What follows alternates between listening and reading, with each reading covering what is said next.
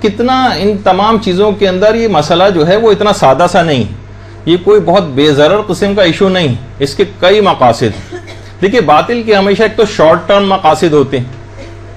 Short term جو بہت جلدی ان کو نتائج چاہیے ہوتے ہیں، اور کچھ لانگ ٹرم ہوتے ہیں۔ اس مسئلے میں محسوس ہو رہا ہے کہ جو شارٹ ٹرم نتیجہ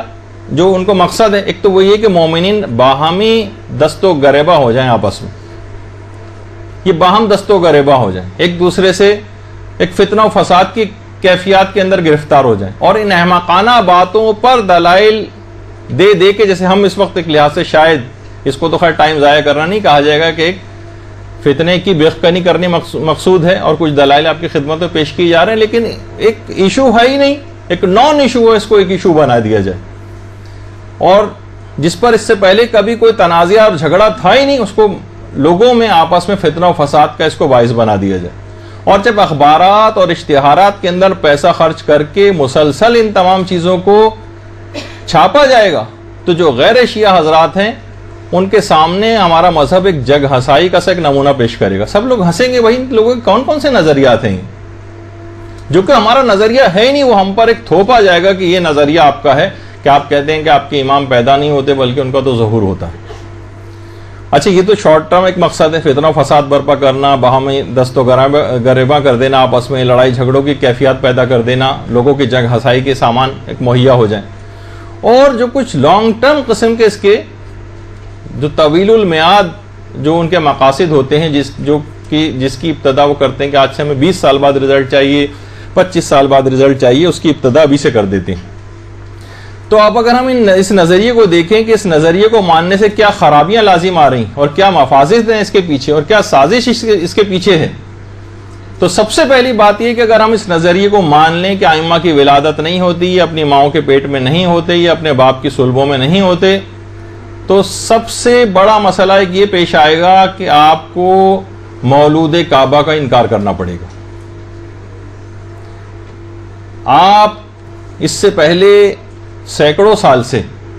امیر المومنین علی ابن ابی طالب علیہ الصلوۃ والسلام کے اللہم صلی علی محمد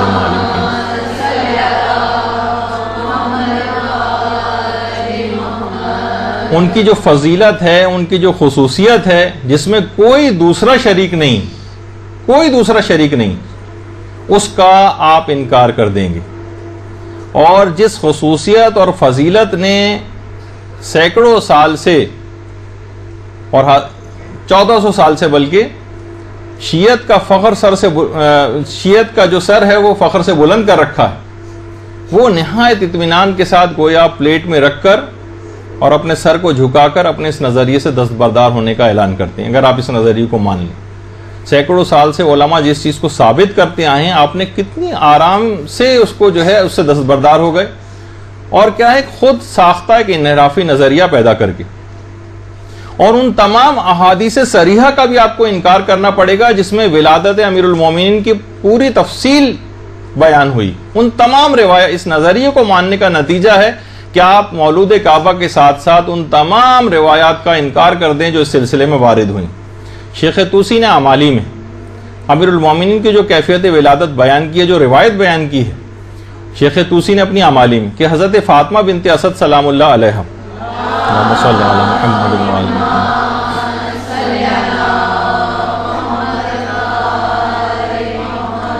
بیت اللہ الحرام کے سامنے کھڑی ہو گئی اور غلاف کعبہ کو پکڑ کر آسمان کی طرف چہرے مبارک کو بلند کر کے کہنا شروع کیا،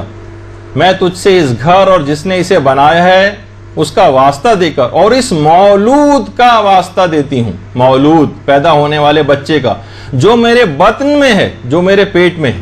جو مجھ سے باتیں کرتا ہے اور اپنی باتوں سے مجھے انس و محبت عطا کرتا ہے، اور میرا یہ یقین ہے کہ وہ تیری ذات کی آیات اور دلائل میں سے ایک آیت اور دلیل ہے، مجھ پر اس مرحلہ ولادت کو آسان فرما۔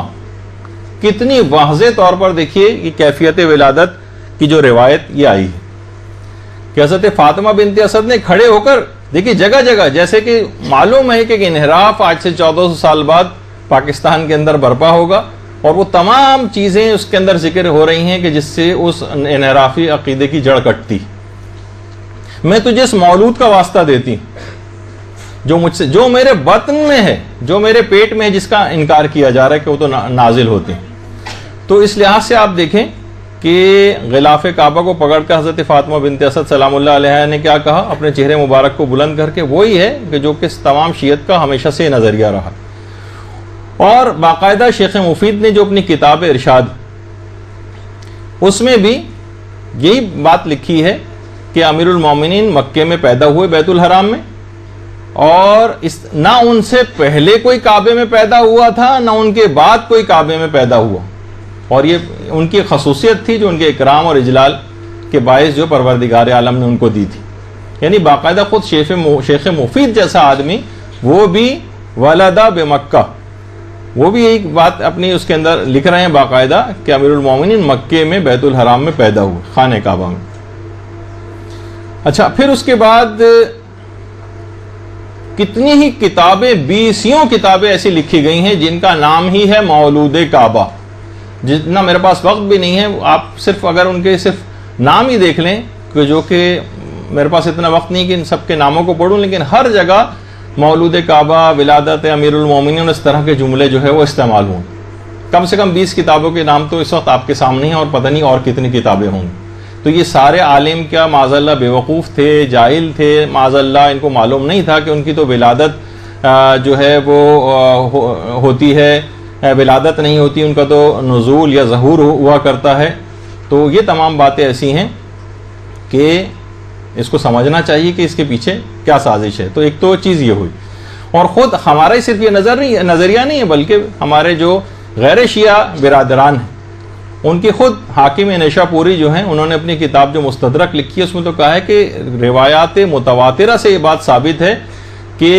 امیر المومنین علی ابن ابی طالب فاطمہ بنت اسد کے، اللہم صلی علی محمد و علی محمد، فاطمہ بنت اسد کے بطن مبارک سے خانہ کعبہ کے اندر پیدا ہوئے.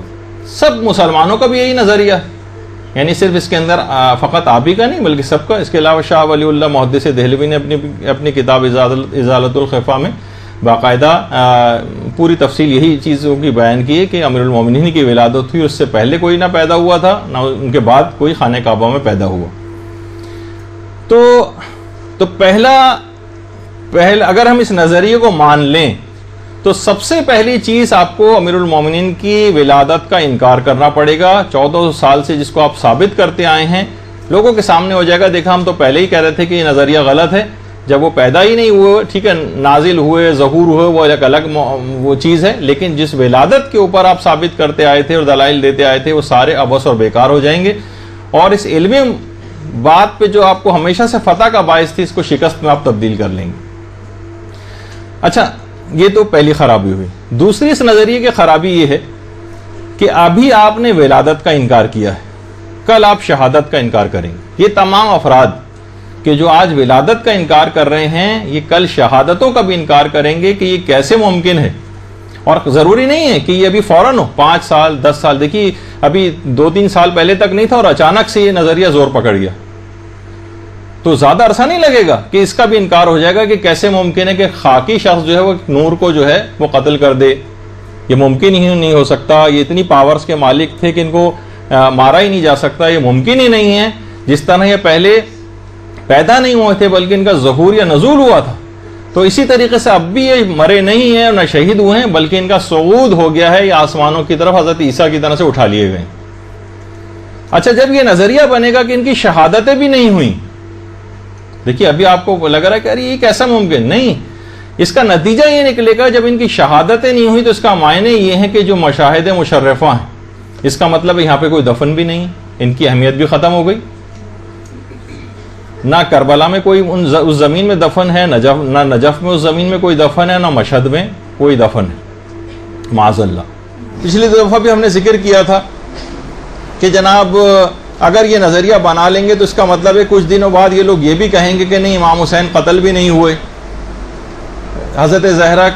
اور حضرت زینب کے سر سے چادر بھی نہیں چھینی گئی،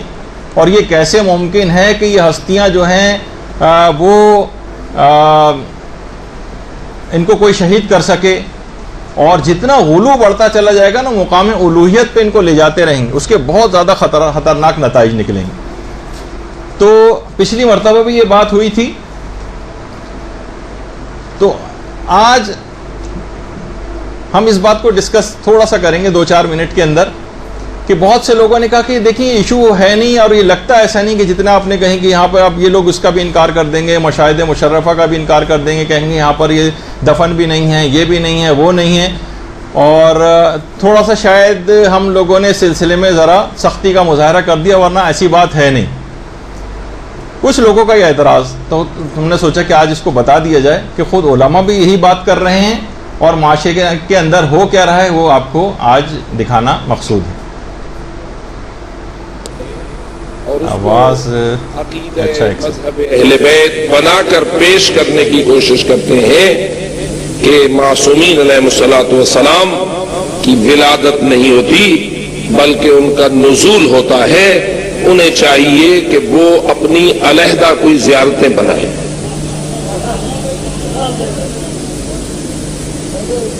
وہ اس مکتب اہل بیت کے ہاں جو خزانے زیارتوں، دعاؤں اور ان چیزوں کے موجود ہیں، جو قرآن ان کا ہے، جو حدیثیں ان کی ہیں، جو زیارتیں ان کی ہیں، جو دعائیں ان کی ہیں، جو خزانے ان کے پاس ہیں، جو لے کے حضرت رسول اکرم سے امام حسن عسکری و امام زمان علیہ السلام تک اس خاندان سے جو تحفے ہمیں ملے ہیں وہ تو انہیں قبول نہیں ہے. جائیں یہ اپنا کوئی علیحدہ دھرم بنائے، ورنہ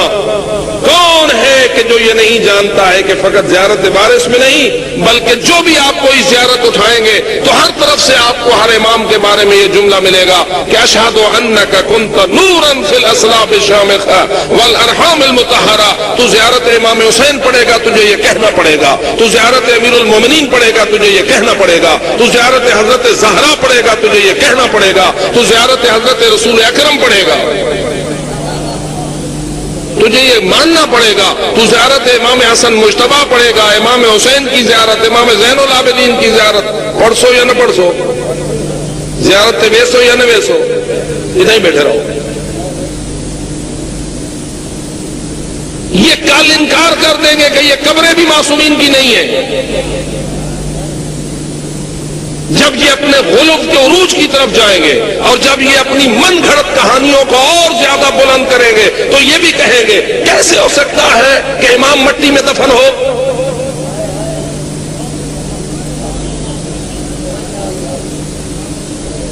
اور کل آگے بڑھ کے یہ بھی کہیں گے کیسے ہو سکتا ہے کہ شمر کا خنجر حسین کی گردن کو کاٹے.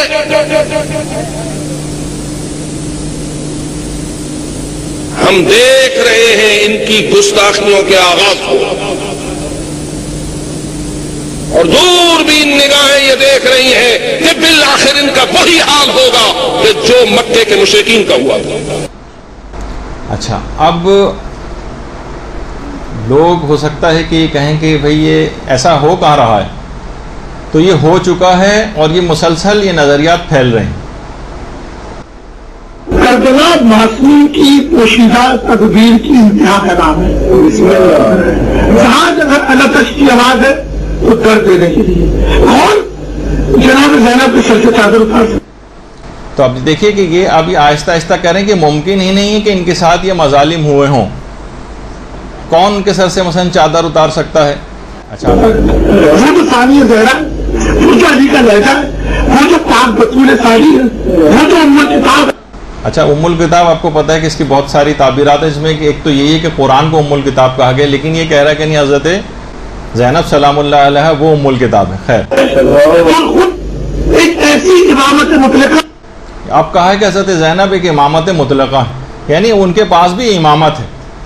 یہ غلط اور انحرافی ہے. یہ جہاں جب کوئی امام بولتا ہے تو دوسرا امام خاموش ہوتا ہے. یہ مالک کا راز ہے. اگر علی بولیں گے تو حسن خاموش رہیں گے، اگر حسن بولیں گے تو حسین خاموش رہیں گے، اگر حسین بولیں گے تو سید سجاد خاموش رہیں گے. یہ کیا بات ہے کہ جب جناب زینب خطبہ دیتی ہے تو بھی سید سجاد خاموش. یعنی اگر وہ خاموش ہے تو اس کے معنی کہ ان کے پاس امامت ہے، یہ ثابت کرنا چاہ رہا ہوں. ورنہ کتنے ایسے مواقع ایسے آئے ہیں کہ مثلا صاصہ ابن سوحان کے متعلق ملتا ہے کہ امیر المومنین جیسا شخص جو کہ فصاحت و بلاغت میں اتنا ہوتا کہ فرمائش کر کے صاصہ ابن سوحان سے کہتے تھے کہ وہ کچھ کلام کرو، اپنی فصاحت سناؤ. تو اس وقت امیر المومنین خاموشی سے سنتے تھے. تو کیا ہم ساسا ابن سوحان کو یہ کہیں گے کہ ان کے پاس امامت آ گئی کہ امام خاموش ہے اس وقت؟ یہ معنی اور مفہوم مراد نہیں. لیکن اب آگے سنیے. مجھے بتانا ہے کہ یہ بطول پاک کا ضرور ہے، یہ امور کتاب ہے، کی ضرورت ہے. تو اس بات کو لوگ کیوں نہیں تسلیم کر رہے کہ ہم جیزس کرائسٹ کے لیے کہتے ہیں کہ صلیب پر حضرت عیسیٰ نہیں تھے، ان کی شبیہ تھی. تو پوری سمجھ میں آتی بات. کربلا میں کسی نے مولا حسین کو صفا نہیں کیا ہے، اس کی شبیہ کو. کربلا میں کسی نے مولا حسین کو صفا نہیں کیا ہے، اس کی شبیہ کو. کربلا میں کسی نے مولا حسین کو صفا نہیں کیا ہے، اس کی شبیہ کو.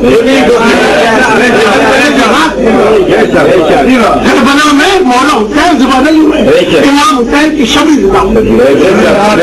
کسی کی ضرورت ہے جو موت اور خیرات کے خالق کو ذبح کر اب وہ شبیہ اتنی طاقتور تھی حسین کی. اللہ اکبر، وہ شبیہ اتنی طاقتور تھی کہ موقع نیزہ پر قرآن کی تلاوت کر رہی.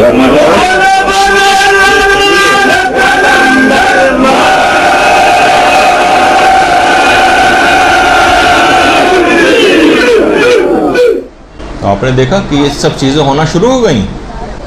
اگر ہم یہی سب کچھ کرتے رہیں اور خاموش بیٹھے رہیں اور انحرافات کو اپنی آنکھوں کے سامنے پلتے دیکھتے رہیں تو یہ ساری چیزیں ایسی ہوں گی کہ یہ معاشرے کے اندر پھیلتی چلی جائیں گی. ابھی لوگ اس کا ادراک نہیں کر پا رہے ہیں، سوچ رہے ہیں کہ ٹھیک ہے چند جاہل افراد. یہ بات یاد رکھ لیں کہ جاہلوں کی زبان پر تو یہ چیزیں ہیں، لیکن یہ سارے کے سارے افراد جو سازشیں تیار کریں خود انتہائی شاطر پڑھے لکھے افراد ہیں جو یہ سازشیں تیار کر رہے ہیں، ورنہ جاہلوں کے پاس دلائل وغیرہ نہیں ہوتے.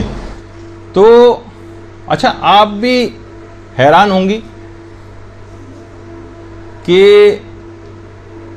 یہ کیسے نظریہ کیسے ممکن ہے. دیکھیے بالکل اس لحاظ سے یہ نظریہ پھیلنا چند سالوں کے اندر ممکن ہے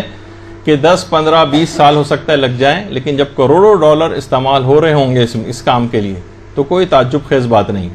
اور دو نسلیں جب گزر جائیں گی تو ہو سکتا ہے کہ یہ نظریہ راسخ بھی ہو جائے. تو تھوڑے عرصے کے اندر آپ نے دیکھا کہ اس میں اتنی تبدیلی آ گئی. دیکھیے سب سے پہلی بات یہ کہ اس قسم کی باتیں زیادہ تر ملنگ قسم کے افراد نے پھیلائی ہیں. شیعت جو ہے یہ کوئی ملنگوں کا معذلہ مذہب نہیں، ملنگوں کا مذہب یعنی ہر فاسق و فاجر و بدکار و بے نمازی اور جاہل شخص جو ہے وہ اس کو بند کر دیجئے ورنہ اس کی آواز متاثر ہو، وہ اس کے اندر جو ہے وہ بولنا شروع کر دے اور اپنے نظریات کا جو ہے وہ اظہار کرنا شروع کر دے. یہ بالکل غلط بات ہے. باقاعدہ آپ کو پتہ ہے کہ شام میں اب تو خیر زیارتوں پہ جانا ممکن نہیں رہا وہاں کے حالات کی وجہ سے، لیکن کچھ ہی عرصے پہلے تک باقاعدہ ملنگوں کے چارٹرڈ پلین یہاں سے بھر بھر کے جا رہے تھے اور وہاں جا کے بہت سی خرافات چیزیں بھی پھیلا رہے تھے. جو خود شام میں جو قبرستان باب الصغیر ہے جہاں کہ حضرت فضہ کی اور بلال حبشی کی قبر وغیرہ بھی ہے، تو وہاں پر بھی یہ تمام افراد جو ہیں آپ حیران ہوں گے کچھ ایسے انحرافات ہیں جو آہستہ آہستہ پنپتے ہیں. یہ افراد بلال حبشی کی قبر پہ نہیں جاتے، یعنی ایک نیا فتنہ اور ایک نظریہ جو ہے پیدا ہو گیا. اس کے پیچھے کیا باتیں ہیں وہ خیر ایک الگ ہے. بلال حبشی کی قبر مبارک ہے شام میں. اللہم صلی علی محمد.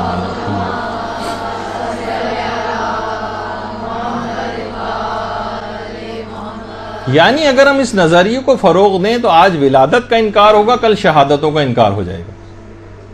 اور جب شہادتوں کا انکار ہوگا تو جتنے بھی روزے ہیں ان کا بھی انکار ہو جائے گا کہ یہاں پر کوئی دفن ہی نہیں. اب وہ بھی دیکھ رہے ہیں کہ کروڑوں افراد جن کی تعداد بڑھتی ہی چلی جا رہی ہے اور زیارات کی طرف لوگ راغب ہو رہے ہیں. اب کیا ایسا رخنا اٹھایا جائے کہ چند سالوں میں ان کی اس طاقت کو توڑا جائے؟ تو کہا کہ اس والی چیز کو اٹھاؤ، اولاً پہلے ولادت کے مسئلے کو اٹھاؤ، اس کے بعد پھر شہادتوں کا مسئلہ بھی دیکھا جائے گا. یہ دو خرابیاں ہوں. تیسری خرابی یہ ہے کہ اگر ہم اس نظریے کو مان لیں کہ ان کی ولادت نہیں ہوتی بلکہ ظہور ہوتا ہے، تو آپ کو کتب احادیث سے تمام ان زیارات کو نکالنا پڑے گا کہ جس کے اندر ان کی ولادتوں کی بات بیان ہوئی. سب سے پہلے تو آپ کو زیارت وارثہ کو خیرآباد کہنا پڑے گا. اشہد انک کنت نورا فی الاصلاب الشامخۃ والارحام المطہرۃ. میں شہادت دیتا ہوں کہ آپ کا نور اعلیٰ صلبوں سے پاک و پاکیزہ ارحام میں منتقل ہوا ہے. زیارت وارثہ کا جملہ، اس کا مطلب یہ ہے کہ زیارت وارثہ کو بھی آپ کو چھوڑنا پڑ جائے گا اور دیگر ان تمام زیارات کو چھوڑنا پڑے گا، ان کا انکار کرنا پڑے گا۔ آپ حیران ہوں گے کہ بھائی کون ہوگا جو ایسا جو ان زیارات کا انکار کرے گا؟ آپ اس کے لیے 10 سال مزید گزرنے بھی ضروری نہیں، اس کا تو آغاز ہو چکا، کتابیں لکھی جا رہی ہیں باقاعدہ، اور معاذ اللہ ایسے ایسے جملے اس کے اندر استعمال کی جا رہے ہیں کہ یہ جو زیارات ہیں یہ کہیں سے پڑھی ہوئی ملی ہیں، ان کی کوئی اوتھینٹسٹی وغیرہ نہیں، اور باقاعدہ فیس بک پر انٹرنیٹ پہ تو پورے گروپس بیٹھ کے انٹلیکچوئل افراد کے اوپر یہ کام کرنا شروع کر چکے ہیں، اور اپنا ہم نوا بھی اس سلسلے میں لوگوں کو بناتے جا رہے ہیں کہ یہ زیارات جو ہیں وہ کچھ نہیں، یہ دعاؤں کی کتابیں ہیں یہ کچھ نہیں۔ خود مولانا علی مرتضی زیدی صاحب اپنی ایک تقریر میں بیان کر رہے تھے کہ میرے پاس باقاعدہ میسج آئے ہیں کچھ افراد کے کہ 95% جو ہے مفاتیح الجنان بھی جعلی،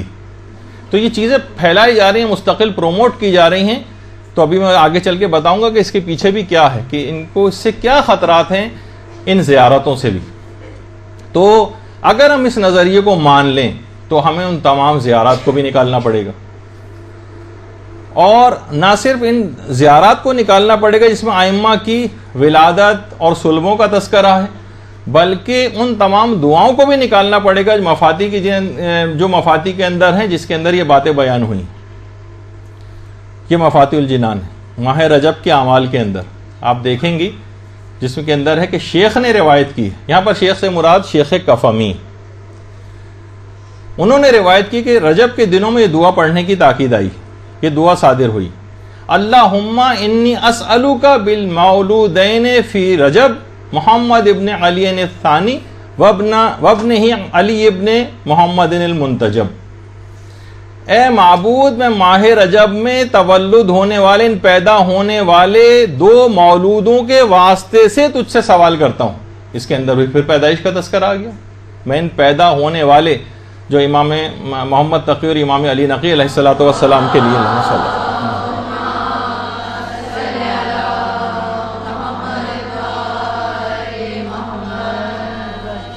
اس کا مطلب ہے کہ ان دعاؤں سے بھی آپ کو ہٹایا جائے گا، کیونکہ اس کے اندر پھر ان کے نظریے کے خلاف بات آ رہی، تو اس کے لیے پہلے سے اس پہ کام ہونا شروع ہو گیا کہ مفاتیح الجنان کو بھی لوگوں کی نگاہ میں مشکوک کر دیا جائے کہ اس کے اندر معاذ اللہ جعلی ٹائپ کی چیزیں۔ اچھا، اسی طرح سے، اور صرف یہ مفاتیح میں نہیں ہے یہ والی دعا، بلکہ یہ بہار الانوار کی جلد نمبر 46 میں بھی اللہم انی اسألک بالمولودین فی رجب، اس رجب کے مہینے میں 2 مولودوں کا واسطہ دے کے تجھ سے سوال کرتا ہوں، اس کا بھی انکار کرنا پڑے گا۔ پھر بہار اور ان کی تمام اس قسم کی حدیثوں کو بھی آپ سے کہا جائے گا کہ یہ بھی سب صحیح نہیں ہے اور ان کو بھی نکالا جائے اس میں سے۔ اچھا، پھر اگر اس نظریے کو مان لیں، اگلی خرابی کیا لازم آ رہی ہے؟ اگلی خرابی یہ لازم آ رہی ہے کہ جب ہم ان کی ولادت کا انکار کر رہے ہیں، پھر کچھ عرصے بعد ان کی شہادتوں کا انکار ہوگا، تو پھر یہ کہا جائے گا کہ جب یہ شہید ہی نہیں ہوئے اور اٹھا لیے گئے ہیں تو لہٰذا ان کو کسی نے شہید بھی نہیں کیا، لہٰذا خود بخود دشمنان اہل بیت جنہوں نے ان کے اوپر مظالم کی، ان کو شہادت، جس کے نتیجے میں ان کی شہادت ہوئی ہے، وہ سب بھی بری الذمہ ہو جائیں گے۔ بری الذمہ، وہ تو کہتے ہیں، ہم تو پہلے سے کہتے تھے کہ شیعہ حضرات نے یہ الزامات ان شخصیات کے اوپر لگائے ہیں، ورنہ وہ تو بری الذمہ ہیں۔ جب ان کی ولادت بھی نہیں ہوئی تو شہادت بھی نہیں ہوئی، جب شہادت نہیں ہوئی تو کسی نے ان کو شہید بھی نہیں کیا۔ اس طرح سے بہت سے ظالمین کو بھی بری الذمہ سمجھا جائے گا، اور یہ تمام افراد، آپ سوچیں گے کہ ایسے کون سے افراد ہوں گے؟ ایسے افراد بھی پیدا ہو چکے ہیں، مزید 10-15 سال کی بھی ضرورت نہیں۔ باقاعدہ پوری کتابیں اس موضوع پہ، جس میں ان ظالمین کے لیے سافٹ کارنر بہت رکھا گیا ہے، اور بعض اہل علم افراد کو خریدا بھی گیا ہے، جنہوں نے پوری توانائی اور طاقت اور تقریروں اور کتابوں کے اندر اس بات پہ صرف کر رہے ہیں کہ جو الزام لگایا جاتا ہے کہ حضرت زہرا کو دروازے کے پیچھے بھیج دیا گیا تھا، جس کے نتیجے میں محسن شہید ہوئے تھے، تو اس زمانے کی بات غلط ہے، کیونکہ اس زمانے میں تو مدینے کے گھروں میں دروازے ہی نہیں ہوتے تھے۔ باقاعدہ یہ سب چیزیں کہ تمام ظالمین بھی، اور اس کے بعد مدینے کے گھروں میں تو بھائی دروازے ہی نہیں ہوتے تھے۔ جب دروازے ہی نہیں ہوتے تھے تو اس کا مطلب ہے کہ یہ روایت صحیح نہیں ہے، اور اس لحاظ سے ان دشمنان اہل بیت کے لیے ایک سافٹ کارنر کو جو ہے وہ ظاہر کیا گیا، اور یہ کتابیں چھپ بھی گئی ہیں، اس سلسلے میں کام بھی ہو رہا ہے، یہاں تک کہ اس بیہودہ بات جسے کہا جائے، اس کے لیے باقاعدہ شیخ جعفر مرتضی عاملی کو پوری کتاب لکھنا پڑ گئی، مدینے کے گھروں میں دروازے ہوتے تھے اس موضوع کے اس بات کے لیے، پوری کتاب ہمارے ایک عالم کو لکھنی پڑ گئی۔ تو یہ تمام چیزیں مستقل جو ہے وہ ہوتی چلی جا رہی ہیں۔ اور سافٹ کارنر جو یہ ظالمین کے لیے پیدا ہو رہا ہے، جس کے لیے سب گراؤنڈ بنایا جا رہا ہے، اس میں یہ بات بھی کہی جا رہی ہے کہ ان تمام زیارتوں کا انکار یوں بھی ضروری ہے کہ اس کے اندر دشمنان اہل بیت پر لعن بھی آئی، لعن. اور وہ کہتے ہیں کہ یہ تو ممکن ہی نہیں ہے. اس پہ صفوں کے صفحے اور کتابوں پہ کتابیں لکھی جا رہی ہیں کہ کیسے ممکن ہے کہ اتنے خلق عظیم پر فائز یہ ہمارے معصومین یہ کسی کے لیے لعنت کریں کسی کے اوپر، یہ ممکن ہی نہیں ہے. تو لہٰذا اس وجہ سے تمام زیارات بھی جعلی ہیں کہ جس کے اندر لعنت کی گئی. اس پہ تو کام ہونا شروع ہو چکا اور کافی میرے لحاظ سے تو کام آگے بھی بڑھ چکا ہے. اس کے لیے بہت 5-10 سال والا بھی مسئلہ نہیں. ٹھیک ہے، بہت سارے وہ افراد کہ جو کہ علمی لحاظ سے وہ زیادہ دلچسپی نہیں رکھتے ہیں، ان کو بہت سی باتیں نہیں پتہ ہیں، اور بہت غنیمت ہے کہ وہ نہیں پتہ ہے ان کو. لیکن بہرحال یہ معاشرے کے اندر یہ بہت تیز رفتاری سے اس سلسلے میں کام ہو رہا. پھر کچھ علماء یہ بھی کہتے ہیں، جس پہ بھی وقت نہیں اتنا بات کرنے کا، کہ جب ائمہ کی کوئی ولادت ہی نہیں ہوئی اور وہ کسی ارحام میں بھی نہیں تھے، بطن مادر میں بھی نہیں تھے، تو پھر وہ کہتے ہیں کہ پھر یہ نسل سعادت کہاں سے آ گئی؟ سارے ائمہ تو اس طرح سے نزول کرتے رہے، تو آپ کو نسل سعادت کا بھی انکار کرنا پڑے گا. خیر، پھر اس کے بعد یہ کہا جاتا ہے کہ جو زیارت لکھی ہوئی جو زیارات ہیں ان کا انکار کرنا یوں بھی ضروری ہے کہ ان تمام زیارات کے اندر عقائد حقہ جو بیان کیے گئے ہیں، اور بار بار افراد دیکھا جائے تو بار بار ہمارے یہاں کتنی زیادہ مفاتیح الجنان کھلتی ہے، ہر موقع پر زیارتیں پڑھی جاتی ہیں، ہر موقع پہ زیارت پڑھی جاتی ہے. اس کے اندر عقائد حقہ بیان ہوئے ہیں جو کہ ہر قسم کے غلو اور تقصیر سے پاک، سیدھے سادے، صاف شفاف قسم کے جو عقائد ہیں وہ بیان ہوئے. تو مومن جو ہے ان زیارات کو پڑھنے کی وجہ سے ان تمام عقائد حقہ سے اٹیچ رہتا ہے. اب کیا کیا جائے؟ انہوں نے سوچا کہ کس طرح سے ان تمام زیارات کے اندر جو ایسی باتیں ہیں جو کہ ان کے عقائد جو وہ چیزیں پھیلانا چاہتے ہیں اس سے ٹکرانے والی ہیں، لہٰذا ان کو مشکوک بنایا جائے. اس کے اندر غلو و تقصیر سے پاک. اب بوڑھے افراد بھی باقاعدہ میگنیفائنگ گلاس لے کر بھی زیارت نامے پڑھ رہے ہیں اور انتہائی اعتقاد کے ساتھ پڑھ رہے ہیں. ان کے اعتقاد کو مشکوک بنا دیا جائے، ان کو جعلی قرار دے دیا جائے. ان کو جب مشکوک بنا دیا جائے گا تو خود بخود آدمی دل سے اس کی طرف راغب نہیں ہوگا. اس کی آتھینٹسٹی نہیں ہے، یہ فلاں جگہ پہ نقل. علمی لحاظ سے بات چیت ہو علماء کے درمیان وہ ایک الگ چیز ہے، لیکن ان کے بھی جوابات دیے گئے. جب بھی آیت اللہ سیستانی سے پوچھا جاتا ہے کسی بھی زیارت کی آتھینٹسٹی، تو جواب دینے سے پہلے ایک جملہ ضرور لکھتے ہیں کہ زیارات کی جو اصل سند ہے ان کے وہ پاکیزہ مضامین ہیں جو ان زیارات کے اندر پائے جاتے ہیں. یہ پہلا جملہ ہے. اس کے بعد پھر اس کے بعد اس کے آتھینٹسٹی کے متعلق آگے کوئی بات کہتے ہیں. وہ پاکیزہ مضامین سے دور کرنا ہے آپ کو، وہ پاکیزہ عقائد سے دور کرنا ہے کہ جو بار بار مومن ان کو پڑھ کر اپنا جزو ایمان بناتا ہے، اپنے ایمان کو تازہ کرتا ہے، اس سے آپ کو کاٹا جائے. یہ ایک چیز ہے. اچھا، پھر اگر ہم اس نظریے کو مان لیں تو اگلی خرابی آئے گی کہ ان تمام روایات کا بھی آپ کو انکار کرنا پڑے گا کہ جس میں جیسے کہ حضرت زہرا کے متعلق ملتا ہے کہ وہ بطن مادر میں اپنی ماں سے کلام کیا کرتی تھی. اللہم صلی علی محمد و علی محمد.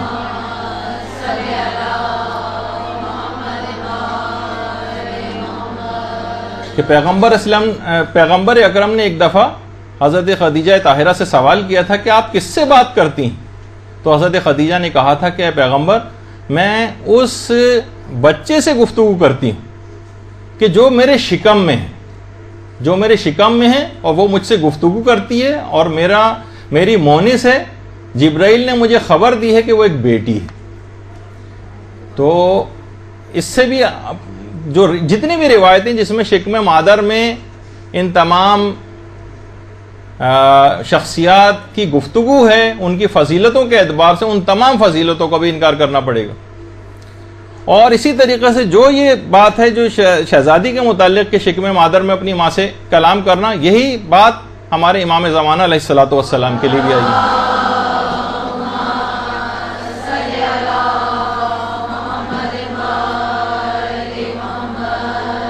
کہ امام زمانہ علیہ الصلوۃ والسلام بھی شکم مادر میں اسی طرح سے ماں سے گفتگو فرماتے تھے، اور باقاعدہ خود حضرت نرجس خاتون سلام اللہ علیہ فرماتی ہیں کہ اللہم صلی علی محمد و علی محمد،